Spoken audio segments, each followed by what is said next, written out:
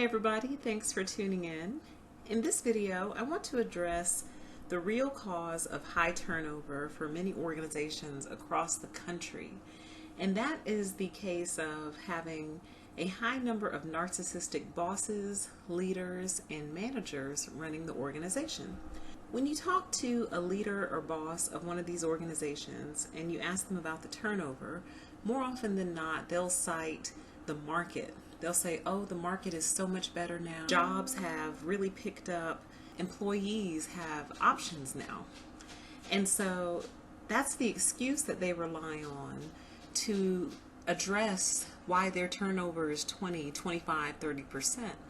Sometimes it'll be the industry that they'll blame. They'll blame the industry itself. So they'll say, well, that's the restaurant industry, or, well, that's the retail industry. So their introspection stops right there at that point. They don't look beyond any other factor other than the industry itself. Well, here's the problem with that. The problem when you blame the industry or when you blame the market is you don't look at any other factors that are going on in the organization that might be contributing to your high turnover. The reason that's a problem is there's nobody that I know that actually loves the job hunt.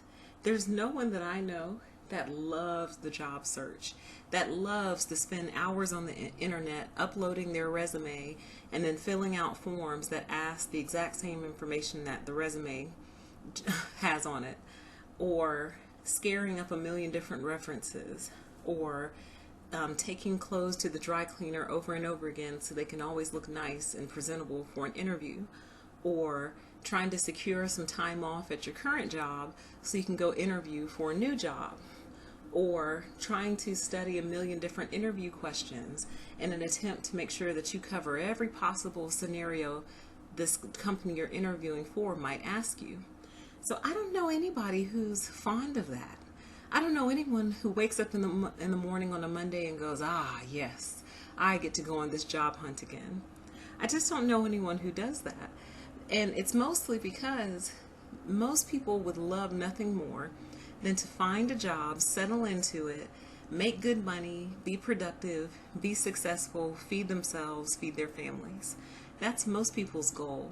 Most people don't enjoy going from job to job to job to job.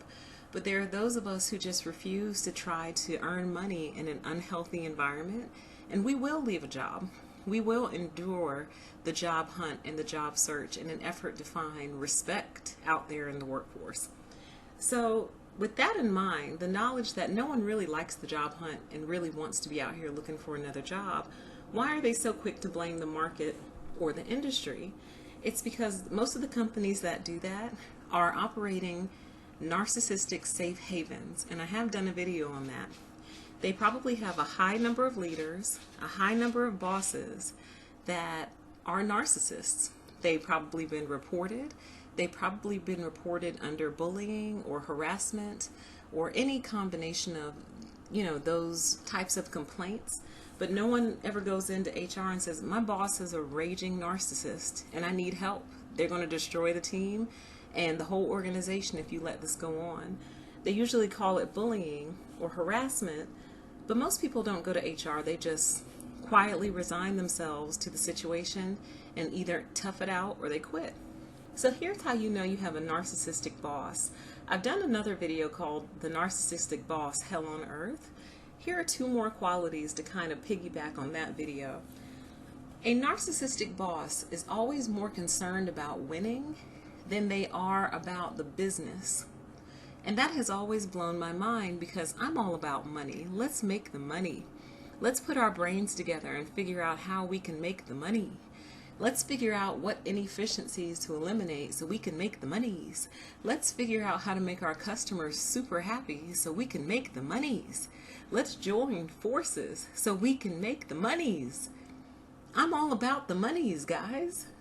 But narcissistic bosses are not. They can't see beyond whatever injury you've caused them, intentionally or accidentally. 90% of the time it will be an accident. They can't see beyond that because now their new mission in life is to destroy you. So instead of focusing all that energy, all that narcissistic rage on making the money, They are focused on destroying you. And it becomes quite evident when you talk to them, when you have your one-on-one meetings with them, and you're trying to get them to focus on the business, and they're more focused on you. They would let million-dollar deals go down the drain if it meant destroying you, if it meant making your name look bad, making you feel bad. That's what they're all about. They'll actually put personal agendas, personal beefs over their own paycheck. That's how sick these people are, but that's how committed they are to their cause. So they're more concerned about winning than they are about the money.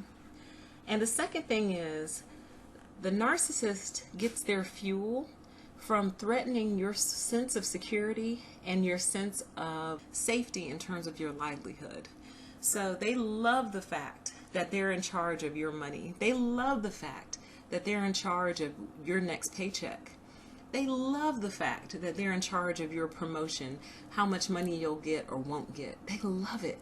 It's like the ultimate in power. In a way, it's almost like life and death. They hold the power of life and death in their hands by way of controlling your paycheck. Because is your paycheck not life? Does it not purchase food, water, electricity, thereby facilitating life? So they hold the power of life and death in their hands. And they love the fact that they can dangle that over your head. So here's my advice for that particular situation, for the financial, is, especially if you're a younger listener, if you're a listener between the ages, I would say, of 17 to 21, heed my warning. And anyone 21 and up, it's not too late for us either. We can always start today. But my biggest piece of advice to you would be to put yourself in a situation where they cannot threaten you financially. This means eliminating debts, eliminating expenses that are unnecessary. It means saving money. It means taking on a second or a third job if you have to, if that means having extra income. Whatever you do, have a nice cushion so these people cannot threaten how you eat.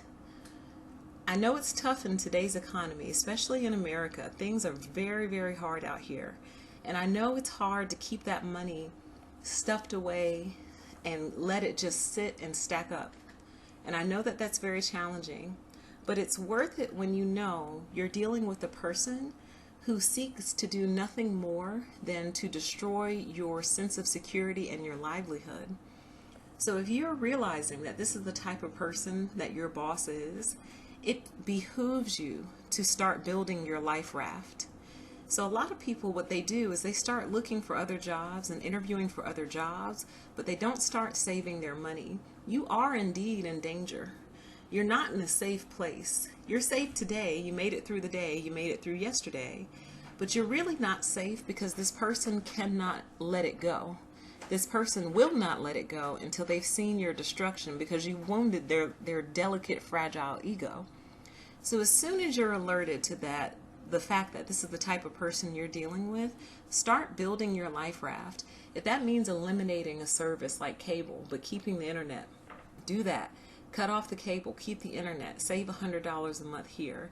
If it means cooking a little bit more, so you're not spending it on fast food or delivery or going out to eat, do that just temporarily so you can have at least 1 month's worth of bills saved up for when they show their narcissistic ass for the final time, because they will continue to ramp up efforts until they get the desired outcome, which is either them firing you, which is the ultimate for them, or you quitting. So I say you quit before you allow them to fire you and feed off of that for the next 10 years, because they will. They love it so much, they'll feed off of it for years. Don't give them that food. Yeah, they'll get satisfaction out of knowing that you quit because of them, but they can't quite get the same level of satisfaction as knowing that they did it themselves. So quit, or have such a nice cushion in place that if they do fire you, you walk out of there just as calm and collected, because you know, I can pay my bills for the next 30 days. I'm good. At least I don't have to deal with you anymore, and I don't have to be your narcissistic food anymore, okay? But I learned this lesson with one of my major narcs. She was a huge narc, and she scared me so bad that I was like, you know, I'm a sitting duck. I don't have a healthy savings account. If she fired me tomorrow, I would really be in a bad situation. And she scared me so bad that I actually saved up more money than I'd ever saved in my entire life because of her. So in a way, she's been a really great teacher, that psycho freak. But I had saved up the most money I'd ever saved in my entire life because I was determined to not be impoverished as a result of anything that she might try. And she never got a chance to fire me. I did quit, I did resign, and I'm sure that that pleased her greatly. But she did not have the satisfaction of firing me because she couldn't. She didn't have anything tangible. She had nothing real to go off on other than this crazy psychotic narcissistic injury that I had caused her, and she was determined to make me pay for it. That was it. But everything else went to the contrary of what she was saying, so she couldn't fire me. But I quit because I just, I said to myself, I'm just not going to live this kind of life. This is not the kind of life I'm going to live where I'm super stressed out. My body is aching. I'm not sleeping well. I'm growing gray hairs. I don't feel like I'm old enough to be growing gray hairs yet. Oh, no. I'm not going to live like this. And so I left. But when I left, I had a super cushion.